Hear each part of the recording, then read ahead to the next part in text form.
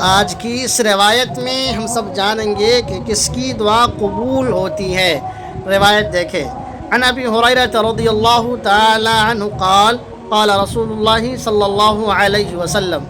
حضرت ابو ہریرہ رضی اللہ تعالی عنہ سے روایت ہے، انہوں نے فرمایا کہ نبی کریم صلی اللہ علیہ وسلم نے ارشاد فرمایا، ما من رجل يدعو اللہ بدعاء الا استجیب له، جو بندہ بھی اللہ تبارک و تعالیٰ سے دعا کرتا ہے تو اس کی دعا قبول کی جاتی ہے۔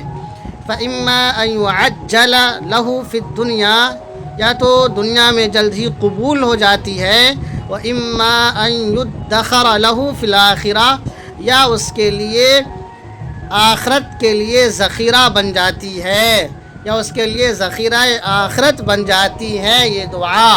وَإِمَّا أَن يُكَفَّرَ عَنْهُ مِن ذُنُوبِهِ بِقَدْرِ مَا دَعَا، یا اس کے گناہوں کا کفارہ بن جاتی ہے جس قدر انہوں نے دعا کی ہے۔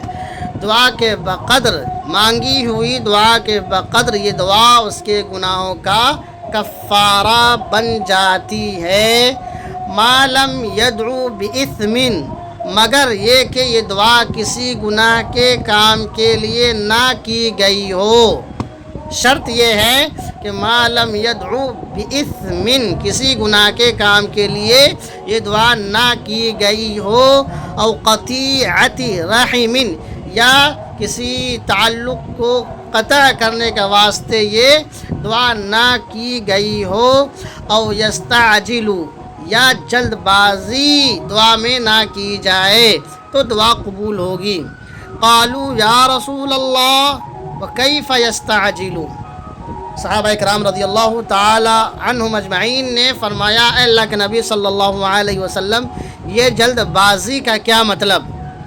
قال، حضور صلی اللہ علیہ وسلم نے فرمایا، یقول دعوت ربی، بندہ کہتا ہے کہ میں نے اپنے رب سے دعا کی، فمستجاب لی، اللہ نے میری دعا قبول نہیں کی۔ یہ جلد بازی کا مطلب ہوا کہ بندہ کہتا ہے کہ دعوت ربی، میں نے اپنے رب سے دعا کی، فمستجاب لی، مگر اللہ تبارک و تعالیٰ نے میری دعا کو قبول نہیں کی۔ یہ کہنا یہی دعا میں جلد بازی کہلاتا ہے، تو اس سے بھی ہمیں پرہیز کرنا ہے۔